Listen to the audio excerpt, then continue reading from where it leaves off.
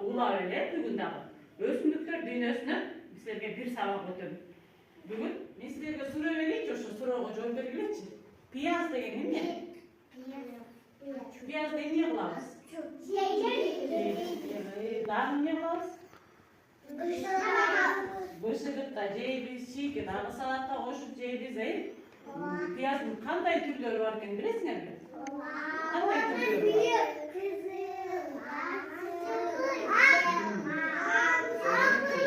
Азаматсыңар, табышмак силерге. Тамагыма даам кошоп, жылтынан көз ачышат. Пияз, азаматсыңар, дароо эле таап койдуңар.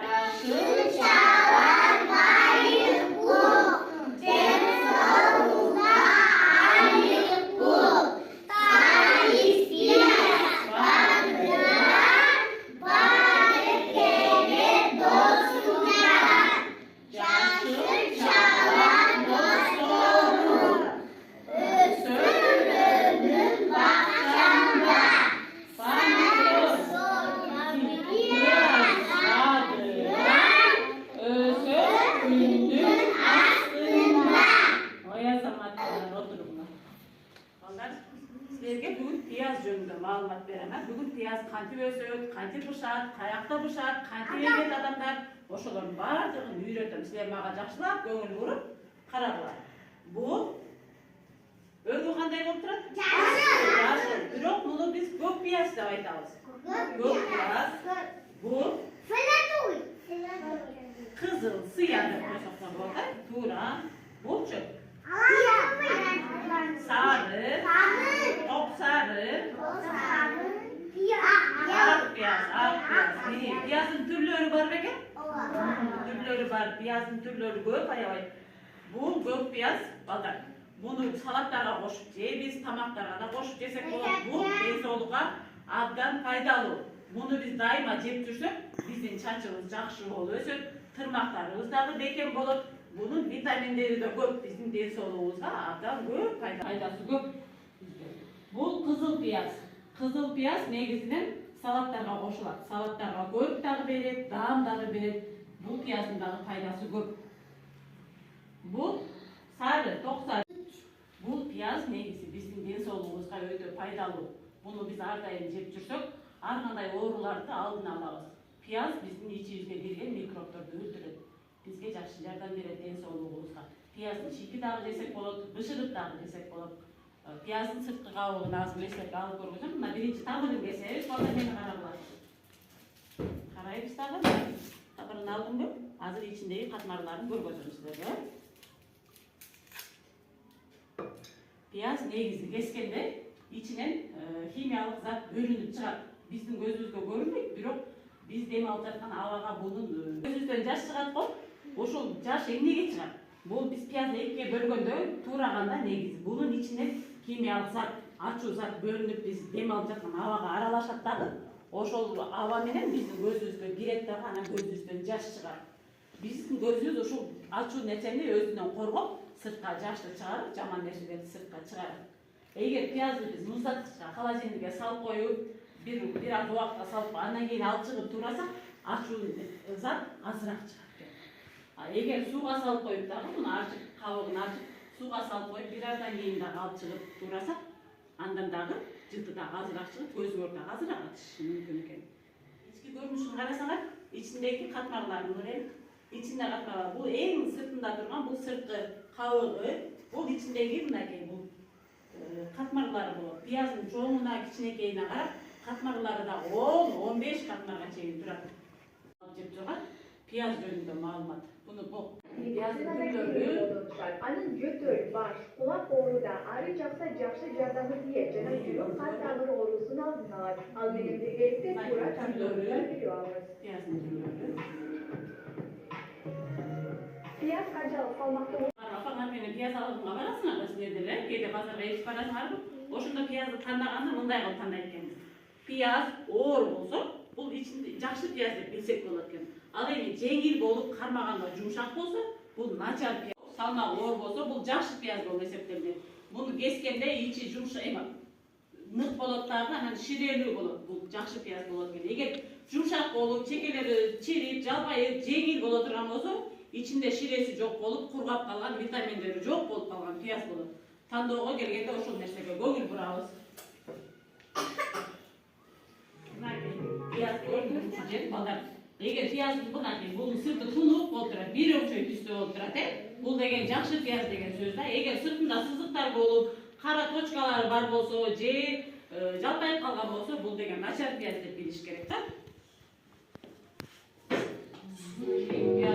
Piyazın üzerine sanın kavuğu da adam balası için aldan gerektiriyor. Anı kaynatıp içse al streske karşı jakşıca yardam verir. Piyaz kavuğunun tundurması alerji ağrısında da görüp düşüp organizmdeki ziyan duzaklardan tazalayır. Oşondöyle bronşit ağrısından götürdüğün kurtuluş için en jakşıca yardamcı. Jadalansa al çaştı östürüp betke çıkan bezetkilerini arıtar.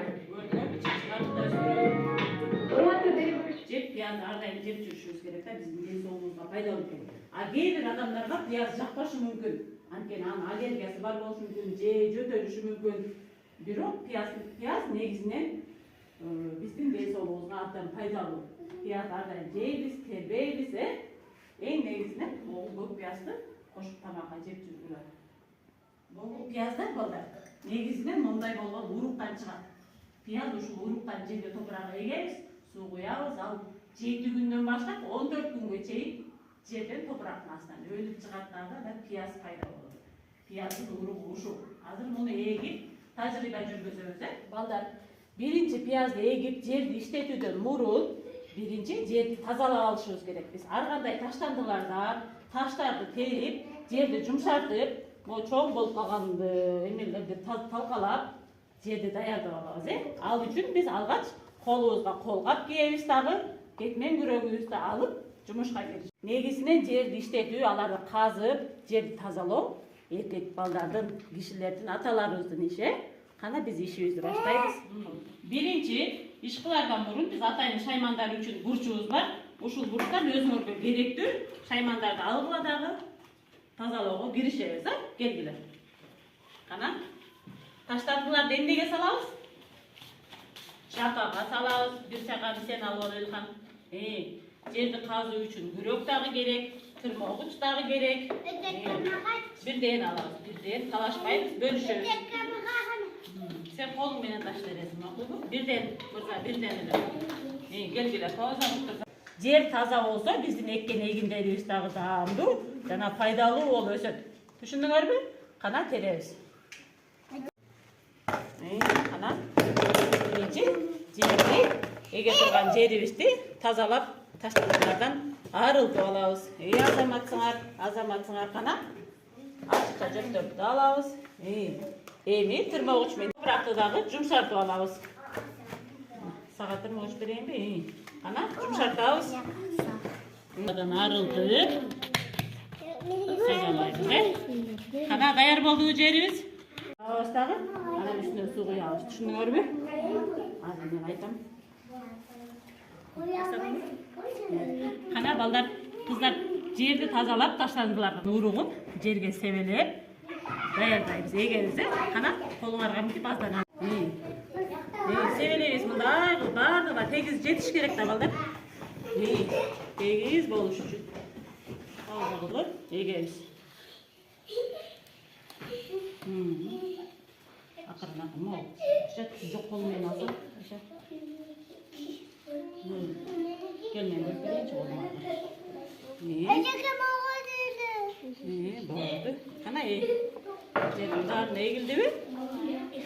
Септиңерби бардыгын? Эми тырмогуч менен мынтип тырмап, көмүп коебуз урукту. Жердин топурактын астында калышы керек да.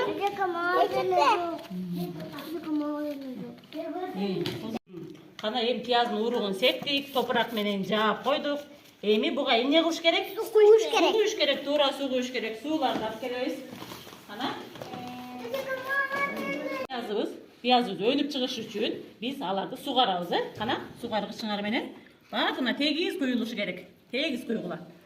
Баарына тегиз жетиши керек да. Сугардык. Муну эми байкап турабыз. Бул урукту эккенден кийин 7 күндөн баштап 14 күнгө чейин пиязыбыз өнүп чыгат.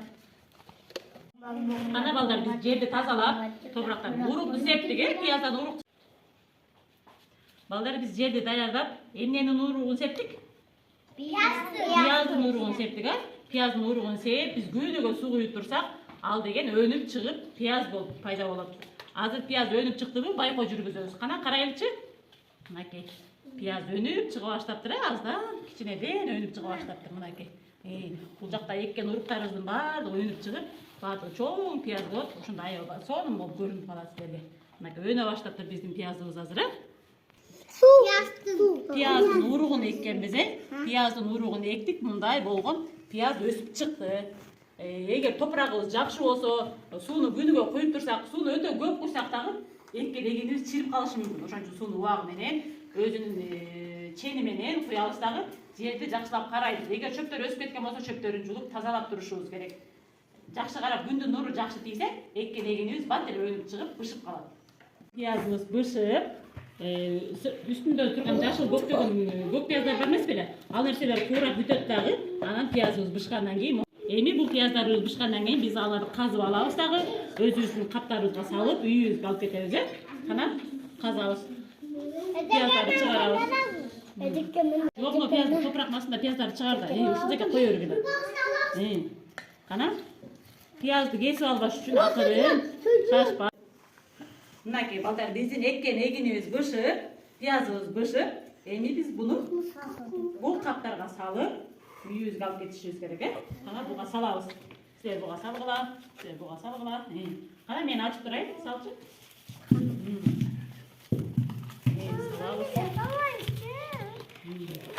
Болду, тигилерге салгыла бөлүш керек. Биз салдык. Бул жерде бир пияз калып коет. Бул деке койгулачы. Коюп кой, Элкан. Бир жибин бияка кетирүүсүңөр. Мынакей балдар, пиязыбызды бышырдык, каптарыбызга салдык. Канча кап пияз чыкты? 3. Айырмасы бар бекен? Бар. Айырмасы бар. Бул сыртындагы кабыгы катуу болуп турса, бул жакшы бышкан пияз. А эгер мондай болуп сырылып, кабыгы жука болсо, бул толук быша элек пияз. Бул толук быша элек пияз биз казып алып койсок, бул бат эле чирип жок болуп кетиши мүмкүн. Ичиндеги бизге пайдалуу болгон витаминдери жок болуп калат. Ошон үчүн мондай толук бышканда гана казып алышыбыз керек, Окшогон шаймандарыбызды кайта ордуна коюшубуз керек, ордуна койгула. Кана ордуна коюп койгулачы. Бирип коебуз. Булган ишибизди бүткөндөн кийин кайта шаймандарды жыйнашыбыз керек. Мурай кара чакана бар. Чакана бар, чакана бар. Мун сен тек ийип койма.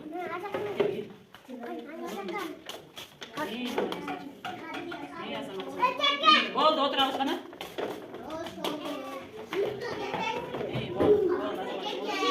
Бүгүнкү сабак силерге жактыбы? Ооба. Эмне жөнүндө сабак өттүк? Пияз жөнүндө сабак өттүк. Пияздын кандай түрлөрү бар экен?